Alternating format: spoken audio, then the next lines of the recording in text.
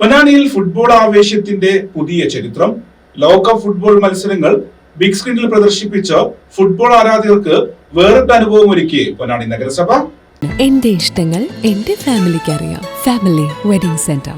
ചരിത്രത്തിൽ ഒരിക്കൽ കൂടി ലിയോണൽ മെസ്സി, ചരിത്രമേ നിന്റെ പേരോ ലിയോണൽ മെസ്സി, കാലമേ കാത്തുവെക്കോ കനക കിരീടം ഒരിക്കൽ കൂടി അറേബ്യൻ മണ്ണിൽ നിന്ന്, ഖത്തറിന്റെ മണ്ണിൽ നിന്ന് അമേരിക്കയുടെ മണ്ണിലേക്ക് ഒരു ചരിത്ര നിയോഗം.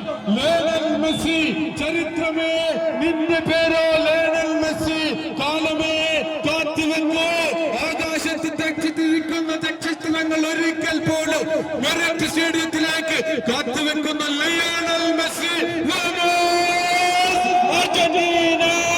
പൊന്നാനി സ്പോർട്സ് അസോസിയേഷന്റെ സഹകരണത്തോടെ നിളയോര ടൂറിസ്റ്റ് ഡെസ്റ്റിനേഷനിൽ സംഘടിപ്പിച്ച ബിഗ് സ്ക്രീനിൽ പ്രദർശനം കാണാൻ ആയിരക്കണക്കിന് ആളുകൾ ഒഴുകിയെത്തിയതോടെ ഡെസ്റ്റിനേഷൻ സെന്റർ നിറഞ്ഞു കവിഞ്ഞു.